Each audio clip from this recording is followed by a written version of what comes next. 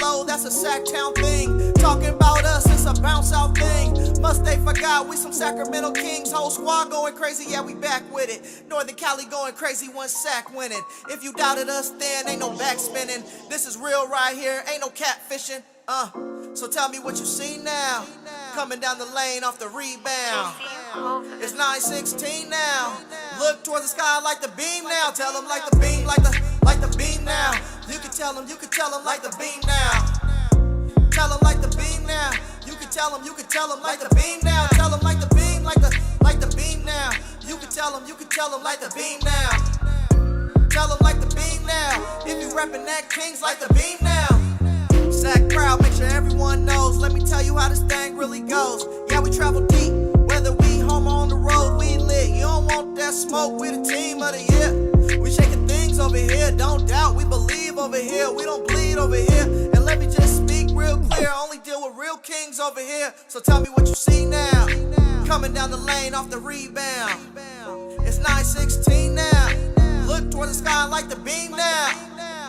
Tell them like the beam, like the beam now. You can tell them like the beam now. Tell them like the beam now. You can tell them like the beam now. Tell them like the beam, like the beam now. You can tell them like the beam now. Tell them like the beam now. Yeah, we pull up, and we hop out. Yeah, we pull up, and we hop out. Yeah, we pull up, and we hop out. Do our dance, then we bring the whole block out. Yeah, we pull up, and we hop out. Do our dance, then we bring the whole block out. Yeah, we pull up, and we hop out. Do our dance, then we bring the whole block out. Yeah, we pull up, and we hop out. Do our dance, then we bring the whole block out. Yeah, we pull up, and we hop out. Talking about some things you was not about. Tell them we don't play like the lockout. Got me feeling like Yeezy on the dropout. Can't deal with no phonies. Flow like baloney. Ain't no game round here, homeboy. This ain't Sony. They said they gon' show me. It said me not on me. You don't know me. Call the game, what's up now? They hating from the bus now. Been doing this T-Pain. Drop the up, down. Oh, I'm on the hunt now. Tell me what you want now. Yeah, I do my dance when you see me in the touchdown. Yeah, we pull up and we hop out. Do our dance, then we bring the whole block out. Yeah, we pull up and we hop out. Do our dance, then we bring the whole block out. Yeah, we pull up. What's up, guys? Welcome in. Don't forget to smash that like button, hit that subscribe button. We're going to get started here shortly. What's up, Gotham? Yeah. When we pulling up, my nigga, let me know. And if the haters hate, we finna let him go. Pull up, pop out, two-step, hit the torpedo. When we do our thing, homie, don't let your shorty go. Everywhere we go, we do the stupid dance. I've been doing this since Soulja Boy taught y'all the Superman. Always showing love, we play the stupid jams. Hit you with them shots and got the kind of aim that Cupid has. We ain't never scared, we don't play about it. Keep the party going, give a damn what they say about it. Gotta keep it simple, this for everybody. Ladies and the homies, it's a function, we don't care about it. Flopping in the whip, got the speakers going crazy. Block party lit, family geeking, getting waved. Grannies to the uncles, to the nieces, to the babes. We gon' get it cracking like a weekend. Yeah, we pull up and we hop out. Do our dance, then we bring the whole block out. Yeah, we pull up and we hop out. Do our dance, then we bring the whole block out. Yeah, we pull up and we hop out. Do our dance, then we bring the whole block out. Yeah, we pull up and we hop out. Do our dance. Yeah. Back on my bull. Back on my cool. I'm turning it up. They feeling the heat, so they searching for pools. Tripping on me cause I'm doing my thing and they hoping that I'll be the fool. Taking the game and I'm screwing it up while these boys still searching and looking for tools. Playing it cool, faking it's who. Yeah, they look mad cause I'm breaking the rules. Breaking it loose while I'm breaking some news. Give me your pride and I'm breaking that too. They ain't ahead of us. They don't compare to us. They feeling the kick cause they hearing the change like I opened the register. Flexing on tracks cause this thing is not optional. Leg day is coming, I'm jumping the obstacles. Laughing at haters, we thinking it's comical. Yelling outside like we yelling out dominoes. Always be claiming they monsters. Boy, go get you a sponsor. All of that chatting, all of that acting, gon' mess around, get you an Oscar. They calling me Terence, I hustle and flow. They all on my line cause I'm still in the vote. Your girl all on me cause she feeling the stroke. Make them say whoa when I'm getting my woe. Talking like I do not got it. You talking like your boy is not it. When you talk, all I hear is yappa, yappa, yada, yada, yada, yada. Most of your favorites ain't dealing with me. Pouring it up like the end of the week. You don't let us in, we still in the keys. We coming from nothing and ending the street. Aiming at throats and taking out knees. They feeling the pressure and know they can't breathe. Winning the races and taking the places and walking they stages like it's a degree. Feel it in your veins, it's a dope flow.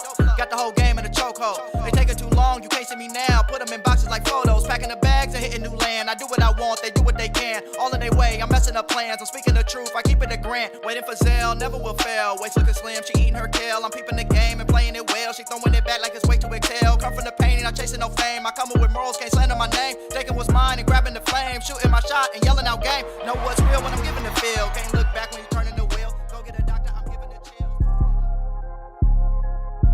Welcome to Royal Rebounds TV with Calvin and Barry. Just two crazy fans of the Sacramento Kings and they sharing their opinion. So be sure that you subscribe. It's for the fans, by the fans. Whether you chilling on the couch or wilding in the stands. For laid back conversations about the Kings, subscribe here. Staying down until we come up thinking this gon' be our year. We're here drinking beer, talking about the Kings. Be sure you subscribe so you can hear that bell ring. Yeah.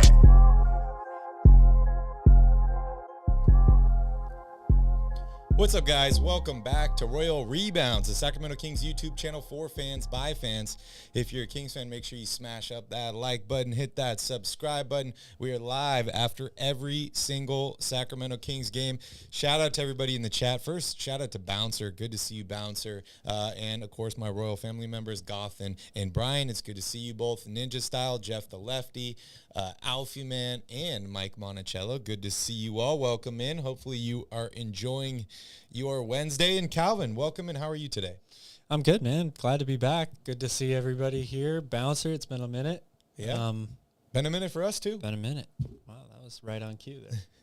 It has been a minute for us, too. We have also been busy working. I'm getting ready to be doing a big traveling trip here, so been a lot of work, and of course there hasn't been that much stuff going around in the NBA. Of course, we will talk about the signing of Nerlens Noel today. We'll talk about the remaining roster spots on the Kings, any other moves we expect to happen before training camp. I want to touch on Bronny James, and of course there is a Sacramento King that had a big impact on the team last year that is still a free agent, so I definitely want to talk about him.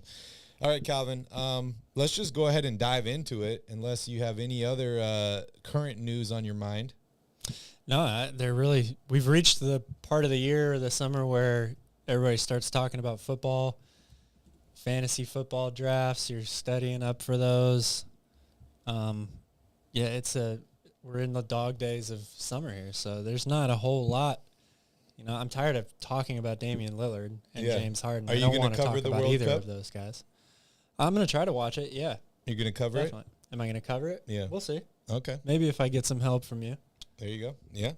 I will try my best. Okay, let's dive into the main topic of this podcast, and that is the signing of Nerlens Noel. One of my, I don't want to say favorite players, but definitely a guy I watched since high school. I was excited seeing him head into college. Of course, he had the injuries, which kind of disrupted his NBA career. Didn't he end up getting drafted by, the Sixers or something like that? So. I believe it was Philadelphia. Wasn't there like a weird trade there that he was going to go to New Orleans or something? Man, you're asking me to there really like lock in. the block I'm not party? sure I remember that. Wasn't there like a comment of like, oh, there's a block party, right? I remember something like that, him and but Anthony not Davis. a sound enough memory to comment on it.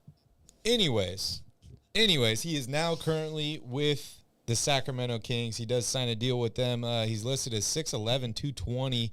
I always saw this guy as an athletic guy that could block shots, protect the rim, definitely roll to the basket, but not much of an outside shooter or anything like that. Calvin, give me your kind of overall assessment on Nerlens Noel, what he was when he came into the NBA and kind of what he's become now. Oh, man. Well, we don't really know exactly what we're getting at this point, right? Because he's at an older, later stage in his career, kind of been, hidden on the bench the last couple of seasons. We really haven't seen him play a significant role or a significant number of minutes in a little bit. So there's a bit of a question, right? But ideally, you're getting a guy that's going to be a great screen setter, a roller, rim runner, great rebounder, and of course, you're getting what everybody thought was the number one thing the Kings needed from last season, rim protection. That's, I think, the broad scope of what you're looking at here. If you dive a little deeper into it, I think there's three factors that will determine how much better the Kings are from this year to last year. And one of those is actually involving Noel for me, and that's how effective can a lineup be of him and Sabonis on the floor at the same time. And I think it's very important how you word that too. It's not a question of do they work together, because I don't think you're going to be playing these guys both the same number of minutes side by side. So the question really is, how effective is that lineup? Because at this point now, everything the Kings do is about the playoffs, right? I mean, they broke that streak. You have to get through the trials and tribulations, make it advance to the next round. How do you do that? If Noel can play big-time minutes in a playoff game with Sabonis on the floor, that opens things up for, it's all about countering what the other team does, right? Sabonis will probably have an advantage on the guy guarding him if they're able to play together. That opens things up offensively. So I think that's a pretty critical thing to see early on in the years, is how well he works on the floor with Sabonis together. Yeah, it should be interesting. We know Sabonis is working on his shooting this offseason. I think that's going to be a big key in it too, right? How he fits with Nerlens. If Sabonis is able to stretch the floor, if he's able to knock down threes or hit that high elbow jumper that he had one playoff series long, then I think him and Nerlens are going to mesh really well. But you mentioned he has been stashed on the bench the last couple years. Only played 17 games last year between Detroit and Brooklyn. Played 25 games the year before that with the Knicks, averaging 22 minutes a game, and then last year dropped down to about 11 minutes or so a game. Kings signed him to a one-year deal, $2.9 million. I mean, you look at the stats from last year, nothing really jumps off the page here, right? He averaged 2 points a game, 2.7 rebounds, 36% from the field, 50% from three-point range, Calvin, on limited attempts. Very, very few. But that's a nice thing to think about. He's able to improve on that. And only 66% from the free throw line, which we know has been an issue for the Sacramento Kings. Hopefully that is something that he can address. We know he's shot better in his career. In other places, 68 to 75%. Was shooting 75% in Oklahoma City. But it'll be interesting to see what kind of impact he can have on the Kings. I was excited to bring him to the team for rebounding and some rim protection. I love bigs that kind of play that, small safety in the back that come across, or the free safety that come across the field and can help. When you have a guy like Kevin Huerter that can't guard anybody on the perimeter and guys are flying past him, you need a help defender, a guy like Nerlens that can come in and make things difficult at the rim. And hopefully the top thing for me is that he can take some pressure off Sabonis, so Sabonis stays out of foul trouble, maybe conserves a little bit of energy, and doesn't have to guard the biggest, toughest guy at the basket every single night. Definitely. I agree with all of that. The stage is set, or the table is set, for Nerlens to fit into a specific role very well on this team, just like we saw guys do in their first season with the Kings last year, like Huerter and Monk. In terms of what he does best and what he brings to the team, the fact that, you're not going to depend on him for 30 minutes a night, like I said, that means that the stage is set for him to fit very nicely into a role. The question is he going to do it or not? Yeah, I'm really liking the way this roster is looking, Calvin. I heard somebody in the chat earlier mention there's 2 roster spots remaining. We'll see what happens with those. But De'Aaron Fox, of course, is signed to that max deal. Domantas Sabonis signed that extension. You got Harrison Barnes back, Kevin Huerter, Malik Monk, Keegan Murray, Trey Lyles, Sasha Vezenkov. Big question mark around him. The dude could be phenomenal, Calvin. He could be the guy that pushes the Kings to the next level. Of course, Davion Mitchell returns. The Kings acquired Chris Duarte this offseason. Alex Len, Nerlens Noel, Kessler Edwards, last season's big mid-season acquisition, and Kobe Jones. I like the way this roster is rounding out here, Calvin. Yeah, I do too. I mean, it's no secret now what the Kings have been doing for the last 2 years, right? And that's doubling down, betting big on their own guys for internal improvement, and just trying to tweak the fringes of the roster and the lineup and the rotation a little bit to maximize, what everybody does best together. So it is definitely betting on their guys, right? Homegrown and all that stuff. It's definitely a doable thing. We've seen lots of franchises go that route in the past. And the question is, is it going to work long-term here for Sacramento? With these 2 remaining roster spots, what would you prioritize?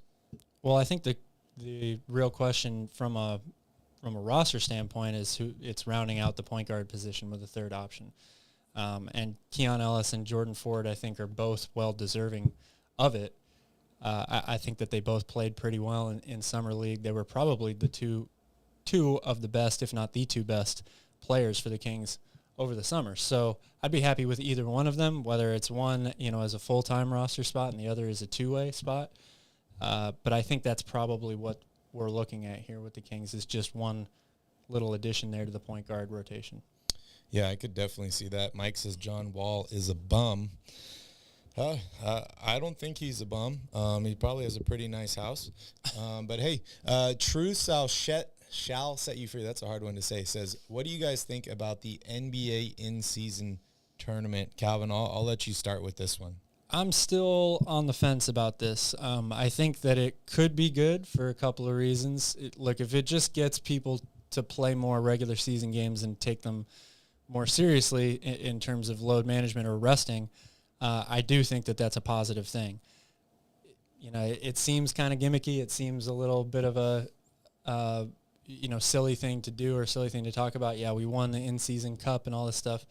I get that there's a cash incentive behind it too, which is good, because that number, while it, doesn't mean much for the top 10% of the NBA, it does mean a lot for the rest of what makes up most rosters. So I do think that that's a good thing as well. We'll see how it goes. I think it could be fun, especially anytime you say there's a tournament in Vegas, Final Four in Vegas.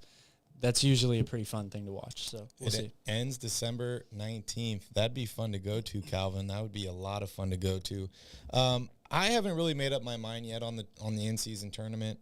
I know I'd been a proponent in the past. This one seems a little complicated for me. I haven't really figured out all the stipulations, all the rules yet.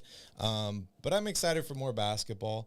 And just, if it brings, like you said, more excitement, more people playing, more people watching, I'm all for it. It just might take me a little bit of time to kind of figure out exactly how it all works. Yeah, it's going to be really weird to hear people talking about how this game has tournament implications, in the middle of November or whatever. But yeah, I think it could be a fun thing. We'll see. I hope that it goes well. We had some news about Keegan Murray. Did you want to break that? Yeah, the summer of Keegan continues. He got the offer, or the invite rather, to play with the U.S. team this summer for the FIBA World Cup. So again, just more opportunity for him to play against the best players in the world every day and refine his talents. The little glimpse we saw of him at the California Classic proved that, right? That he's been working very hard, number one, and testing himself against elite level competition, with him playing De'Aaron Fox one-on-one all year. So this is only going to help in terms of that. I believe I saw an article by the Sacramento Bee stating that Kings management thinks that Keegan Murray can be a superstar, that he can be a franchise player that you can build a team around, which would be incredible. That would be incredible. It would. That would be incredible for the Sacramento Kings. Congratulations to Keegan. You mentioned the summer of Keegan continues. I think he's going to have a hell of a year this coming year, so I'm definitely excited for that. Calvin, just looking at this roster here, who would you label as maybe your early season X factor for the Kings? I think it's going to be Sasha, honestly. I really do. As much as I would like to say it's Keegan Murray, obviously I think a lot of how well Sacramento does depends on how much an improvement Keegan makes overall as a player. But I think that there's a real opportunity here for not only Sasha, but also Chris Duarte.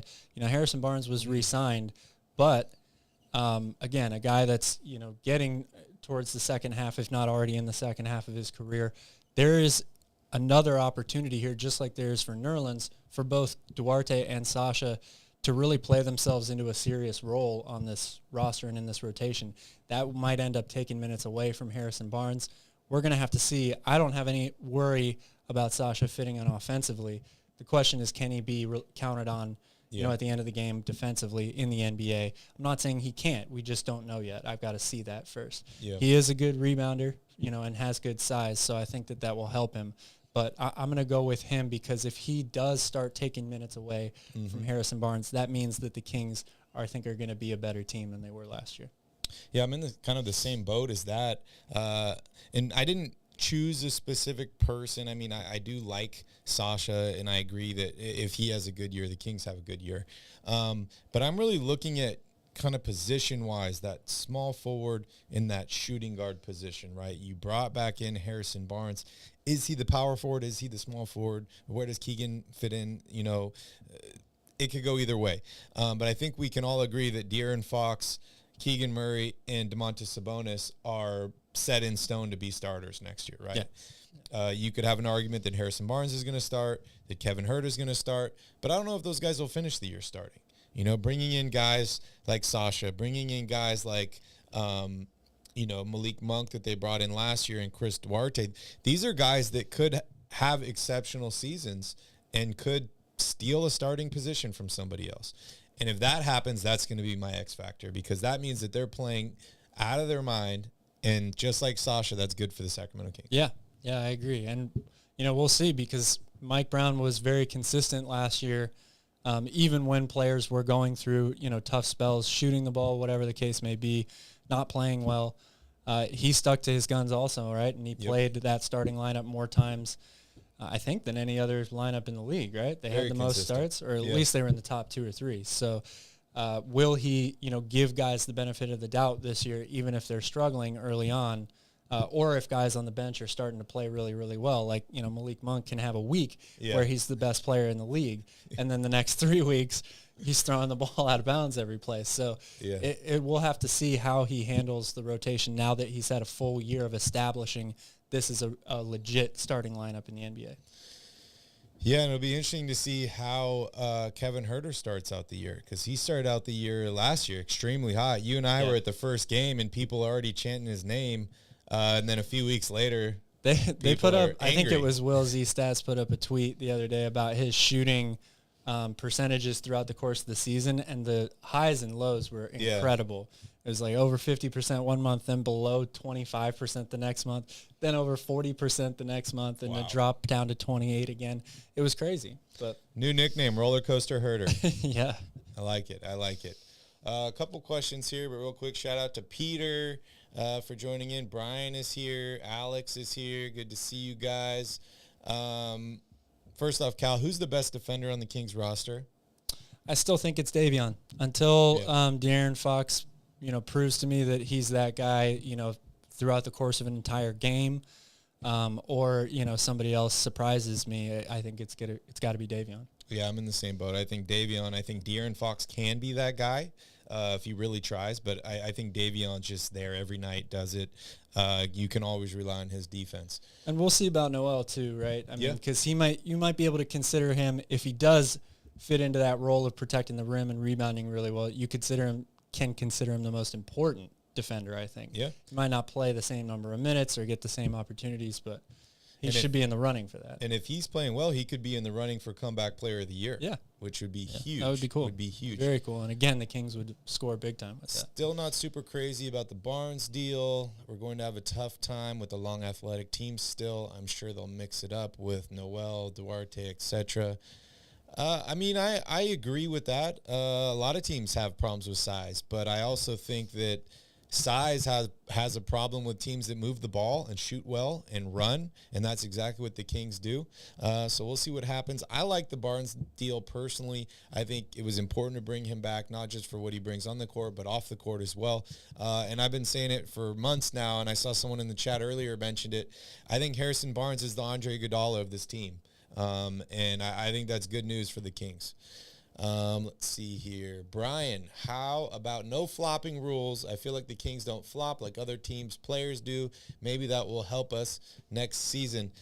Calvin, what are your thoughts on the new no flopping rules? I believe it's a technical now if you get caught flopping. Yep. I believe 2 shots in the ball. So this is a tough one. I don't, as you know, or people who watch this show regularly know, I don't like to talk about officiating and the calls that are on the floor too much compared to the basketball. But unfortunately, I think that this rule means that we are definitely going to be talking about the calls way more. Oh, yeah. Whether they happened or not. I think that this rule does give the referees a slightly too much imbalance of power for how the game is officiated. because it's not just, whether a guy, it's a block or a charge, and did he sell the charge, for the flop. There's a lot of plays that it's going to be very interesting to see how they're officiated now. The constant, driving to the rim and throwing your body into somebody to initiate contact for an offensive foul or an and one, is that now considered a flop? Would it be on some nights? Will it be on other nights? I think that this is potentially a big can of worms for the NBA. Yeah, it sounds like a headache to me. Shout out to Alfie, man. Welcome back to the Royal family, and everybody else that's watching. If you want to support us, if you want to join the Royal family, you can hit that subscribe button, or you can do what Alfie Man just did and support us a little bit more by becoming a member of the channel. We always appreciate that, and there are some benefits that come with that as well. Calvin, I completely agree with you. I think this is opening a can of worms. I think it gives a lot more, I guess, I can't come up with the right word here, but just a lot more opportunity for the referees to make a mistake or see it how they see it, interpret. I guess there's a lot more room for interpretation, which I don't think is the greatest thing, but we'll see what happens. I definitely don't like flopping, but at the same time, flopping's hard to referee sometimes because, of course, there are those guys that like flop all the time, and the really outrageous ones, those are the ones where I'm like, yeah, just tee them up. Yeah. If you just focus on those, I'm cool with it. But then there's other times where it's like you got a 260-pound LeBron James rushing at you, and he throws an elbow at you. I'm going to try and move out of the way before the elbow hits me. And maybe it looks like a flop. Maybe it doesn't. But, yeah, it's a tough one. It is. I mean, the goal, right, is to make it so that people are less likely to flop, in a perfect world. But I'm not sure that this rule does that necessarily. I mean, who's to say if you're in a tight game, late in the fourth quarter, putting the position or the blame in the referee's hands in that situation to make that call? Are you really going to do it or not? If the game's on the line with 10 seconds left, I don't know that this rule necessarily means people are going to flop less. I think they'll find other ways to kind of flip it on the referee or in certain situations and make it a big-time judgment call on their part, which it already is a lot of times. Sounds like bad news for the Sacramento Kings. Anyway, someone asked here in the chat, when does the NBA schedule get released? I believe that's the middle of August. We should hear more on that. So we'll see about that. All right, next up, Calvin, there is a Sacramento King that currently remains unsigned. He had a pretty big impact on the Kings during moments last year and no impact at other moments, and that is Terence Davis. Interesting, Calvin. He's still a free agent. This is a guy that the Kings traded for, a year and a half ago? 2 years ago now, maybe?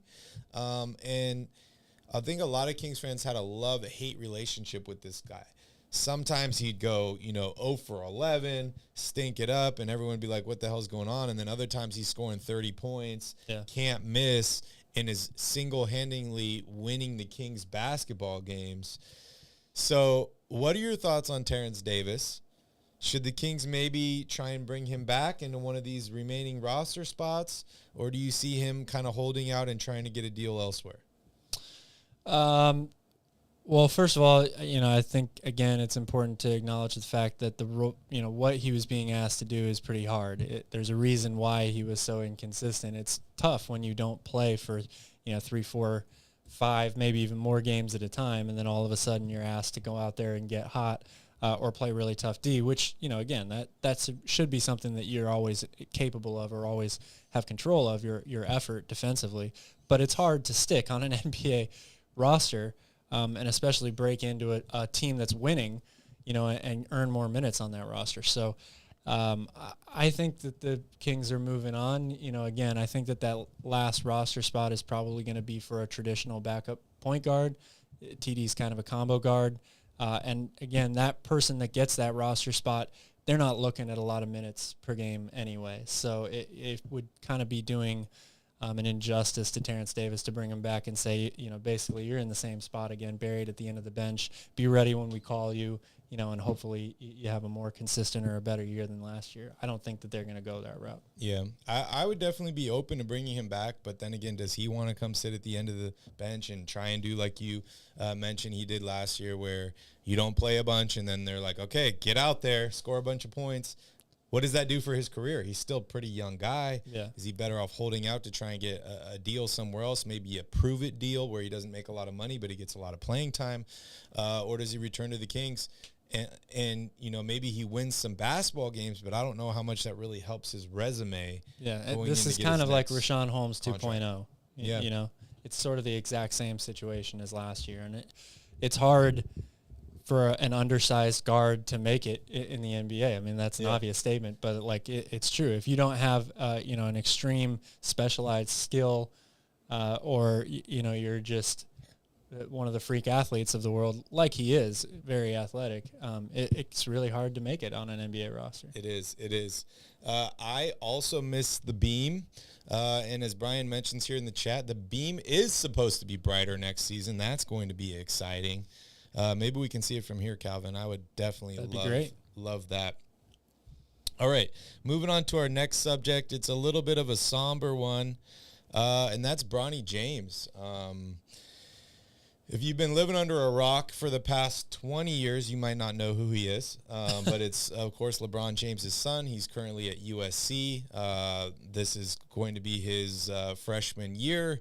Has not played a single basketball game, official game with them. He did collapse at practice on Monday, suffered a heart attack or whatever the medical term is. Cardiac arrest. This is the same thing, right? It is. Same thing? Okay. He's currently in stable condition. The family's happy that everything kind of, I guess, worked out the best that it could for him. But really a tough situation. This is a guy that a lot of people had high hopes for. He's 18 years old. Heart issues are not great. I believe we saw a heart issue with Shaquille O'Neal's son, Sharif. Yep. He ended up getting surgery. I don't think ever made it to the NBA, right? No, he was on the Lakers summer league team last year. Okay. But so what are your thoughts on Bronny? Does this derail an NBA career for him? If you're his parents, are you like, don't play basketball anymore? We have all the money that you need and want. And I mean, how are you facing this situation? I think I'm letting time handle, a lot of those decisions. I think it's very premature to make any type of decision like that right now today. You're going to have to see how he does over time, and obviously listen to the medical team that's taking care of him and what they suggest and recommend. But I don't think that you definitely say never again will he play. I mean, DeMar Hamlin is back at Bills training camp this season. I don't know if that I thought was possible. So, just like KG says, anything is possible, but it's probably going to take a lot of time before we really know what the answer is or what their feeling is. Right now I think it's a little too quick to rush into that. Yeah, you're right. And it's a tricky one too, because health issues, especially heart issues, can go beyond basketball, right? So just because he never plays basketball again doesn't mean he's not going to have any more issues with his heart or health or stuff like that too. So it is tricky. This situation for me hits a little close to home, and I know it does for you as well. Shout out to Lane. Shout out to Mike. Shout out to Shay, one of our friends who did pass away from a very similar situation, playing basketball and having a heart attack. Very, very sad situation. But, yeah, I think you're right, Calvin. I think you just take some time here. And ultimately, I believe the decision is up to Bronny, right? He talks to as many different doctors as he can. And the beauty of being in the position that he's in and having a father like he has is he can see the best of the best of the best. Money is probably not a topic for them when dealing with health. We know LeBron already spends $1 million a year on his health. I'm sure for his son, the number is probably infinitely higher. There is no limit, I think, on that. So, you meet with all the doctors, you discuss the options, and then I think the decision ultimately comes down to whether Bronny wants to play or not. Maybe this situation scares him to where he's not. I don't see how he could not be scared. Or maybe it gives him even more of a drive. Yeah. We've seen multiple players come back from heart issues that are currently in the NBA and ones that have retired. We saw LaMarcus Aldridge deal with a heart issue. And then he came back, didn't play much. And then Jeff Green, young guy, heart issue, that was discovered in a physical, in a trade, right? That they might have not even discovered it if he hadn't been traded, did come back to have a successful NBA career. So I think it really depends on what the root of the issue is with him. If it's a defect to the heart that can be fixed with a procedure, whether it's a freak accident like DeMar Hamlin, or if it's something that's even bigger.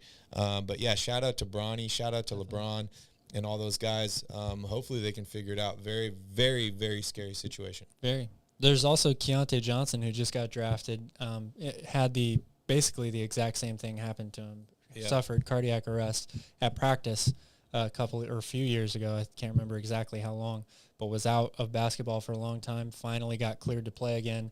Got drafted this year. Yeah. So there are, success stories that happened very recently that Bronny can learn from and get some information on. So, and we know the goal is to play with dad in the NBA, right? That's both their goals. I mean, worst case scenario, he could not play and sign a two-way contract with a team next year and play 5 minutes on the court with his dad to make it happen. So there definitely is other options. But yeah, super scary. I was playing in an ultimate Frisbee tournament at UC Davis in 2006 when a kid collapsed on the field. And it's really, really it's a scary crazy. Scene. Really, really scary. All right, let's move to some more positive stuff. I, of course, am super excited about the Nerlens Noel situation. That's why I wanted to talk about it at the top of the show here. And I'm going to bring it back to Nerlens because I'm a big Nerlens fan. But, Calvin, you know how much I love nicknames. Yes. I want to talk about some Nerlens Noel nicknames. Any good ones that you've heard so far? I mean, the Eraser is the one that stands out to me. That's the one that I've heard the longest, for him, and I think it's probably the best one. Do you like it because he's like a glass cleaner eraser, like he erased shots, or when he used to have that big flat top that looked like a eraser? Both, I think, right? Okay. It's got, why not? Double down on it. I see a couple more here. The Nerlens Wall and No-No. Yeah. And No-No, huh? I like No-No. No-No is interesting. It reminds me too much of Dikembe. No. So, yeah. I'd love to hear from you guys in the chat what you would like to nickname Nerlens Noel. I'm sure we're going to hear a bunch of good ones this season. He's an energy guy. He's one of those guys that even if he doesn't play a lot of minutes on the court, I think he's going to be a fan favorite, and the crowd's going to love him. So we'll definitely see some signs for him. But, yeah, shout out to Nerlens Noel, and I am excited for the season. I can't wait for it to start. There you go, Christmas Noel. Yeah.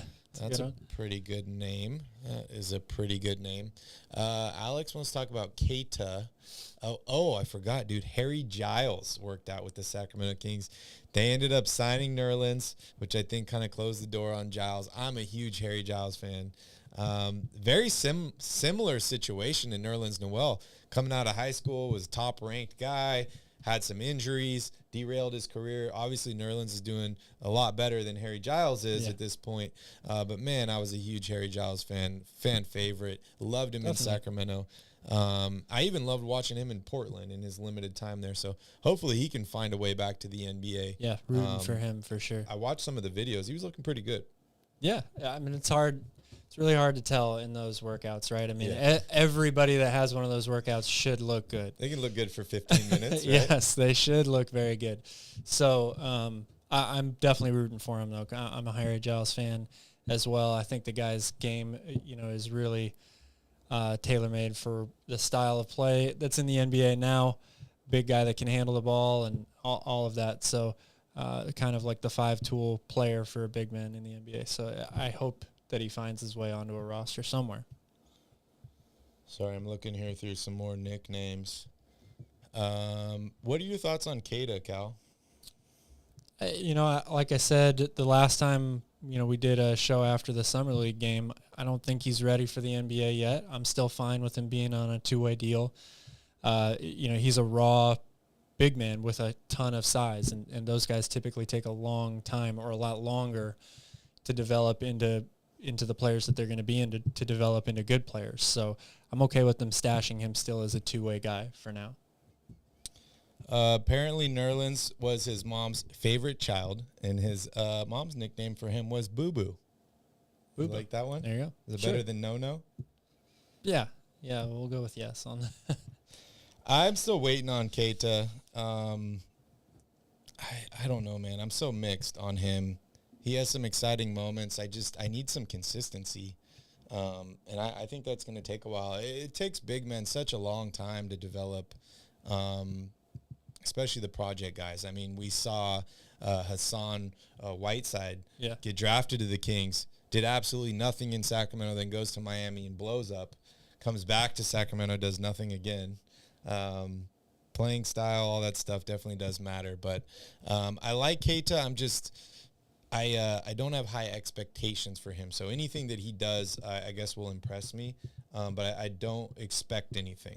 Yeah, hopefully the Kings, are a better team than they were last year, and they win a bunch of games early in the year. Maybe some blowouts. They didn't really have a lot of blowouts last year. A lot of close games. So if that happens, then you can get opportunities to play guys like Keita a little bit more early on in the year, and that would be nice. Because I think with the way that the center position is currently with this team, you don't have a ton of money committed to either Len or Noel. So it's okay to kind of hold on to Keita a little bit longer, see if he's going to get any better, give him a little bit of a more experience this season. They're not expecting him to do anything, really, to be any type of player on this team. So you're still playing with house money, I would say, for a late second-round pick. Very, very true. Who would you guys like to see the Kings play the first game of the season, and why? Also home or road game, Cal? Warriors at home. Ooh, can't beat that. I got to agree with Calvin there. Warriors at home in Sacramento. Fred, good to see you, Fred. Brian wants to know, what does a lineup look like with Sasha in it, Cal? Man, there's so many different ways to answer that question, because it's like, first of all, who are the actual players in the lineup? What is that lineup doing? How are they running offense? What are they doing defensively? Some of those questions we don't have the answers to yet, but I think it looks like a long, big, a lineup with a lot of length and a lot of versatility, especially offensively at the forward positions, right? Because you're going to have guys like Herter and Murray in there with him. You can have Barnes, Murray, or Herter and Barnes. Monk will get in, I think, a lot of minutes with Sasha as well. And then, of course, how does he play with Sabonis, too? That could be, another secret weapon or a little piece of gold that the Kings found. So the big question to me is, what does it look like defensively? Is Sasha, again, another guy on the Kings that teams are going to hunt for mismatches and go at over and over and over again, or is he able to hold his own and be a good rebounder for a team that had trouble doing that too? Sorry, I'm still stuck on nicknames here. Dude, I found some good ones, Calvin. Maybe you've heard these before, maybe you haven't. This is nicknames for some shot blockers. Mitchell Robinson, the Block Nest Monster. Yes, I knew that one. Nickname. That is a good one. Chris Boucher, Swatter Boy. You ever heard that one? Swatter Boy. I like that. That's a pretty good That's nickname. pretty good. Of course, Ibaka or Surge Protector for Surge. Love that. The Nerlens Wall for Nerlens. He's got the lamest one out of all these. Rudy Gobert, the Stifle Tower, the French Rejection. Good names. They got to come up with one for him for touching all the microphones. Zubats, Zublaka. Good one. Kind of play on Ibaka's one. And then Jaren Jackson Jr. Have you heard of the Block Panther? I have not. That's the first time I've heard of that one. That's a dope That's nickname. A pretty cool one, though. It's much better than the Black Mamba. And then I saw one here for Kevin Herter, Red Mamba. Yeah, I've heard that one. That one's old to me. There's so many good ones for Kevin Herter, though. So. Oh, wow. Did you know that Luka Doncic leads all active players currently with 10 different nicknames? 10, wow. 10 different nicknames. The Matador, El Matador, Cool Hand, the Don, Wonder Boy, El Nino Maravilla, Swaggy L, Luka Legend, Too Easy, and Luka Magic. I think I've heard of 3 of those before. I've heard of Luka a few Legend, more than that, Luka Magic, and the Dawn. I think those are the ones. You've heard of? I've heard of the Cool Matador. Yeah, I've heard Cool of the Matador. Hand? Not Cool Hand. I didn't say That's that one. weird, The dude. Matador I've heard. Luka Magic I've heard. Dawn. That's a lot of nicknames, though. Definitely a lot of nicknames. I don't know about that. Yeah. Oh, Vucevic, Vucci Main. Yeah, that's a good one. Good nickname. I like that, dude. I need to do some more nickname searching here. That's great, dude. Oh, Rudy Gay got waived. Did you see that? He got waived this last week. The great Rudini. The great Rudini got waived. He got waived. That's wild. James Ham has reported that nobody knows if Noel's contract is guaranteed, so he could potentially be gone after training camp or trade deadline if it's not guaranteed. I mean, 1 year, $2.9 million. It doesn't matter if it's guaranteed or not. He could be gone at any moment. If it is guaranteed, right, he could be gone at training camp or the deadline. Well, maybe not training camp if it's guaranteed, but at the trade deadline for sure. Yeah. I think he'll make the roster. I really do. I'd be surprised if he didn't. I mean, it's too obvious. Any other NBA news that's currently going on, Cal, you want to discuss here? Slam Ball's back. I got to watch a little bit last Friday. Yeah. Did you see any? I didn't. It was pretty. One team won by like 40 points. Did anybody get injured? I didn't see any injuries. No. Okay. Because I got to play Slam Ball on Sunday. Oh, yeah. Oh, last Sunday. Yeah. The trampoline. Probably park. a little bit different. It was great, dude. Yeah. I had so much fun. But they switched the balls. The basketballs are really? different now. They're not the balls that you play dodgeball with. They're like these weird air balls. Weird air balls. Yeah, I shot a lot of air balls with when I was shooting. But there's hard to shoot with those. There's a technique. I'm not going to tell you. you. It's all about the dunk. Because I want to win the next game of horse. That's why dunks are worth 4 points or 3 points in Slam Ball, I think. What do you think about Kelly Oubre? Kelly Oubre averaged 20 last year on a bad team. I feel like he could be last year's more talented and athletic Terence Davis if he was down to take a minimum deal and reduced role. I mean, I've liked Kelly Oubre for a long time, but I think there is no way in hell he takes a minimum deal for a reduced role with the Sacramento Kings. I would agree with that. I also think that probably wouldn't be a good move or a good use of the last roster spot for Sacramento. Not that I dislike Kelly Oubre, but I just think with the guys that you've already committed to, a lot more wings on this team now that you expect to get a shot to play. Kessler Edwards, has a lot of potential or a lot of excitement, defensively, using him in certain situations. It's going to be hard for him to get minutes, I think. Now that you have Sasha and Chris Duarte as well on this team, if you add Kelly Oubre into that, I just think there's too many mouths to feed at those two forward positions. You're not going to have enough minutes to go around for everybody. Yeah, I agree. What's up, Gilbert? Good to see you. And also shout out to Kevin, KCG. Skip the beam, come to the beam. What do you think? I don't know about skip the beam. I like the beam. Skip the bean, light the beam. There you go. I like that one. How you doing, Kevin? Hopefully everything's good. We miss you. Any other NBA news, Cal? Because, I mean, I want the season to start so bad, but we're kind of in that lull right now where it's like I get excited and I'm like, I want the season to be here, but then I'm also like, I need to take a break right now and rest because then once the season starts, we're doing 3, 4, 5 podcasts a week and we're go. It is nice. How do you balance that? I guess the same way as you, right? I mean, when the summer's here, I like to kind of take a break. It's very nice after a long season. But I also will, I love to talk about basketball. So there is one thing we haven't mentioned yet, and that's the richest contract in NBA history is officially signed. Was it yesterday or 2 days ago? I believe 2 days ago. 2 days ago? Jaylen Brown. Wow. I mean, don't get me wrong. The dude is extremely, extremely talented. But it reminds me of the Mike Conley deal in terms of... That's exactly what a lot of people are comparing. In terms of, like... I really do like Jaylen Brown. I think he's an incredible player. But he's not a top 5 guy in the NBA to me, right? I don't think he's even the best player on his team. Top 5, no. He's not even the best player on his team, right? But it just seems like some of these guys like him, and like Mike Conley, where it all lines up for them. Mr. Right Place, Right Time. It's like the Robert Ory of contracts. Yeah, you know, it's about... It's like everyone else got paid, and then it all got readjusted. You stayed with your team. Now it's your time to get paid. You're good enough to where the team's not going to want to lose you. Yeah. And it sounds the highest paid player sounds in the so league. much like a conversation I was having in the cafeteria at work yesterday, where guys were sitting there saying, you know, I can't believe he's the highest paid player in NBA history, only made 2 All-Star teams. They were talking about this time that Hawaii went and beat Cal when he was in college. Kobe Bryant would have never lost to Hawaii in college, all of this stuff. And I'm like, yeah, I agree with all of what you're saying. But what people have to remember about this situation is it's not like the Celtics sat down and they said, how much do you think Jaylen Brown's worth? $305 million?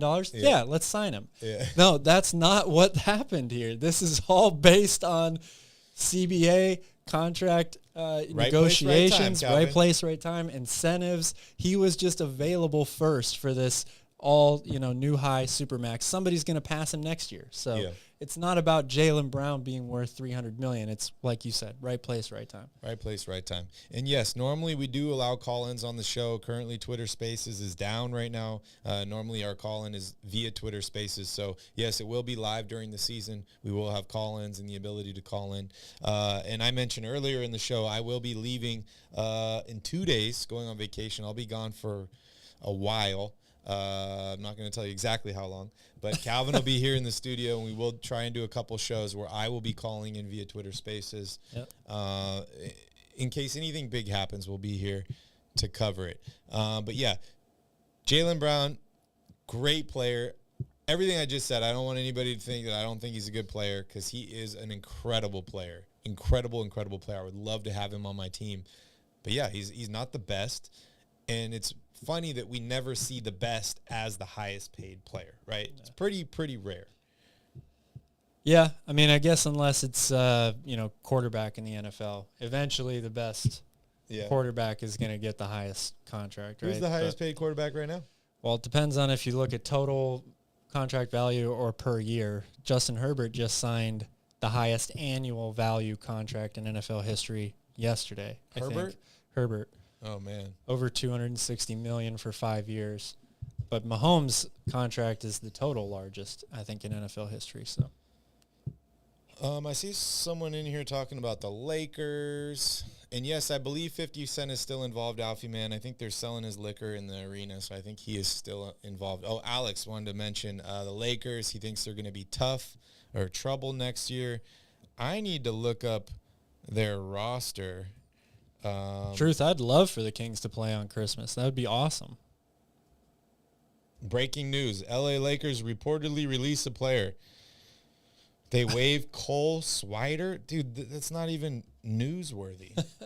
What are your thoughts on their team? I'm just pulling up their roster. On the Lakers? Here. Well, yeah, I mean, people probably aren't going to like what I have to say either, but I think just like the trade deadline, they're the winner for me of the offseason, if not, tied or closely behind that. I mean, I think that if you look at the fact they were able to keep guys like Hachimura and Austin Reeves and get them for maybe cheaper than what you thought you would have to spend for them, the way they filled out the rest of the roster, even the draft with a guy like Maxwell Lewis, who was high on a lot of Kings boards, I think that they had a fantastic offseason.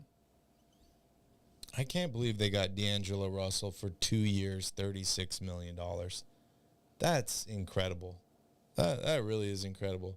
I like the move of bringing in... And that dude's probably trade bait, right, for most of the year. So probably. I like the move of bringing in Jackson Hayes and Max Christie and some of the other small moves they made at the deadline. Austin Reeves, I thought that was a killer contract for them. Yeah. Yeah, I think you're right. I think they're going to be Gabe Vincent. I forgot about him. They're going to be a hell of a team to beat. But at the end of the day, the Lakers are only as good as Anthony Davis and LeBron James are and how many games they play. And they're both a year older. It's crazy. Anthony Davis is only 30 years old, dude. I know. It's nuts. Feels like he's been around forever. But we're going to have that with a lot of guys. Yeah.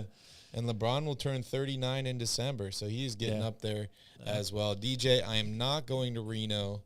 I like Reno, but I will Reno's not be fun. going to Reno. Biggest little city in the world.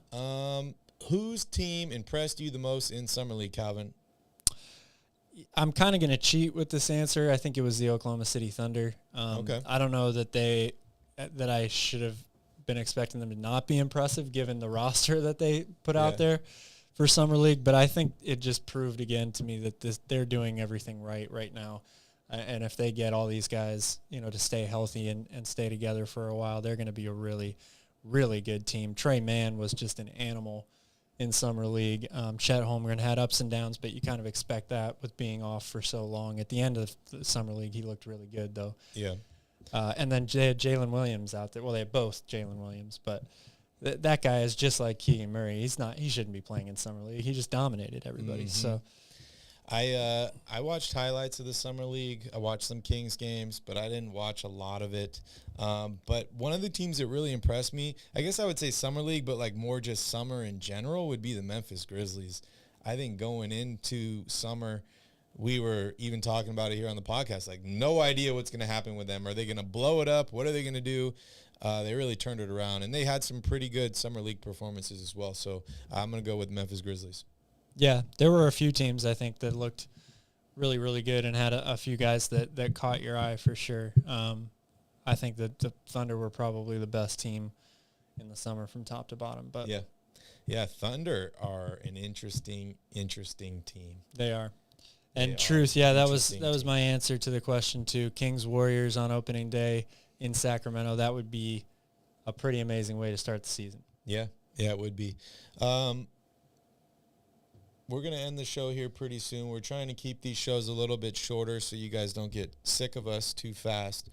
But Calvin, I want you to pick one team in the East, one team in the West that you think are going to surprise people this year. Ooh, that are going to surprise people? Man, the West is hard, because like I feel like you could say that about almost any team in the West. But I'll probably go with Oklahoma City. I think that after the year Shea had last year, that he is a top 10 player in the NBA for me. And I think everybody around them gets better. Adding Chet Holmgren into that lineup is a pretty scary thought, potentially with what he can do for them defensively. So, and that's a team that was already pretty good defensively last year. So I think the Thunder would be my team in the West. And in the East, man, that's also tough because I feel like a lot of the teams on the bottom of the league, they didn't really do a ton to get that much better. Yeah. I want to say Orlando just because... Stop stealing my answers, Calvin. All of their players, I think their roster is just loaded with talent and freaks of nature, in terms of wingspan and athleticism and all this stuff. So I want to say them, but I just don't know how they're going to put it all together, and they need a consistent lineup for sure. Yeah, you just stole both of my answers. I'm going to go with Oklahoma City Thunder, and I'm going to go with the Orlando Magic. Maybe these are hopefuls, but I think both of these teams have been held back by injuries the past couple years. They're both loaded with a ton of young talent. It's just a matter of whether they can put it together. I think that this is the year that Oklahoma City puts it together, and this is the year I hope the Orlando Magic put it together. Yeah. I'll give you two other answers, okay, since it was too similar. Okay. In the West, Houston. Houston, okay. Again... By surprise, I meant surprise good, not in a bad way. I think they're going to be surprisingly better than what people think they are. I think that they killed the draft. Dylan Brooks? One of the best players on any team in Summer League was Cam Whitmore, who fell to them at 20. In fact, I think he was Summer League MVP. Yeah. They totally got lucky with him falling, in my opinion, to them. I think Amen Thompson is also another really intriguing player. So, and then, they did add some interesting veterans, and we'll see what happens. But, and then in the Eastern Conference, Detroit, you're getting Cade Cunningham back. I was considering them too. They got the other Thompson twin, who's, potentially the best athlete in the draft. So they're a team to look out for. Jaden Ivey. They still have Sadiq Bey? No, he's in Atlanta now. Sorry, Atlanta. Okay. Yeah, it's interesting. It is interesting. I saw someone here mention, when is your next live stream? Not sure yet when the next live stream is, but that makes it even more important that you hit that notification cowbell up at the top of the channel. You get notified every time we post a new video or schedule a new stream. You can also follow us on Twitter at Royal_Rebounds. We post on there when we have new streams. But like Calvin said earlier, we're kind of in that lull in the middle of the summer right now where there's not a lot of things going on. However, any big news, we will hop on and do a stream. I'm excited for the season. I know as much as you guys are, it's just a little bit of waiting. A little bit of time left. Which is not bad at all. It really isn't. It's good to get a little break because, once that King season starts, Calvin, I'm full throttle all the way. That's right. So that's going to be Save your exciting. energy. Yes. But I think that pretty much wraps us up today for the show. Thank you to everyone that's watching, especially all my Royal family members out there. Alfie, I love the green on you. It looks good. Don't forget to smash up that like button. Hit that subscribe button. Another shout out to my guy, Bouncer. Appreciate you so much and how much you help us. Also, Brian and KCG. Good to see you all. Sean, thank you. Calvin, any last words for the Royal family out there? Thanks for watching. Go Kings. Yeah, thank you guys so much. Have an incredible summer. You can always reach out to us here in the comments or on Twitter. We will be doing some more streams this summer. It's just our schedule's a little spotty. So make sure you stay tuned. Thank you all so much for watching. Have a good week. Have a good month. Have a good summer. And go Kings.